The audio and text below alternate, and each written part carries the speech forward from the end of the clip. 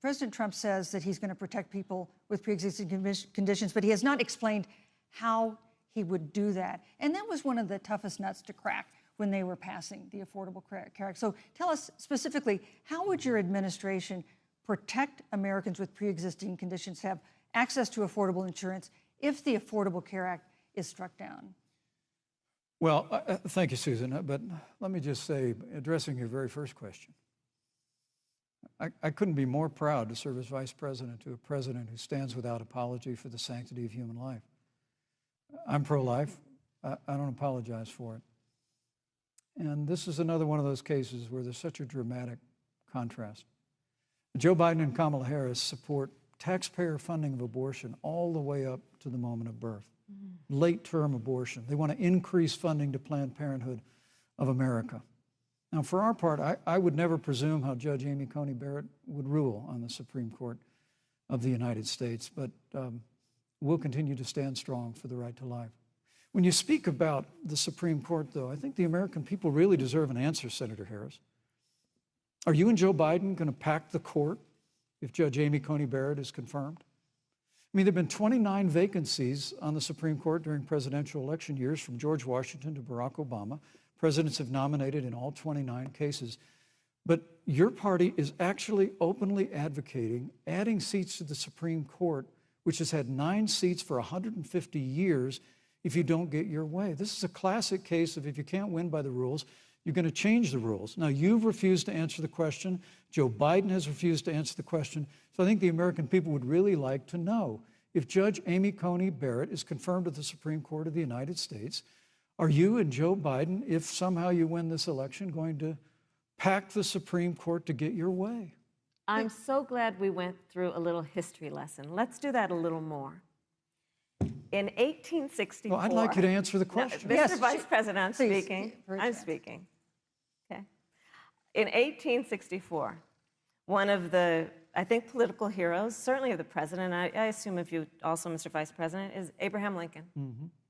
Abraham Lincoln was up for re-election, and it was 27 days before the election, and a seat became open on the United States Supreme Court. Abraham Lincoln's party was in charge not only of the White House, but the Senate. But Honest Abe said it's not the right thing to do. The American people deserve to make the decision about who will be the next president of the United States, and then that person can select who will serve for a lifetime on the highest court of our land. And so Joe and I are very clear. The American people are voting right now, and it should be their decision about who will serve on this most important body for a lifetime.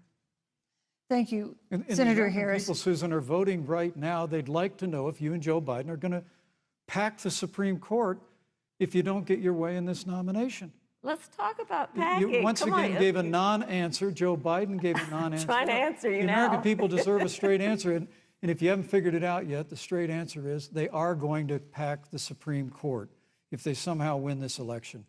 Men and women, I got to tell you, people across this country, if you cherish our Supreme Court, if you cherish the separation of powers, you need to reject the Biden-Harris ticket.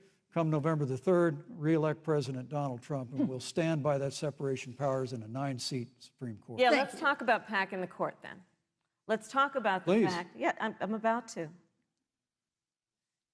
So the Trump-Pence administration has been, because I sit on the Senate Judiciary Committee, Susan, as you mentioned, and I've witnessed the appointments for lifetime appointments to the federal courts, district courts, courts of appeal. People who are purely ideological, people who have been reviewed by legal professional organizations and found to have been not competent, are substandard. And do you know that of the 50 people who President Trump appointed to the Court of Appeals for lifetime appointments, not one is black? This is what they've been doing. You want to talk about packing a court? Let's have that discussion.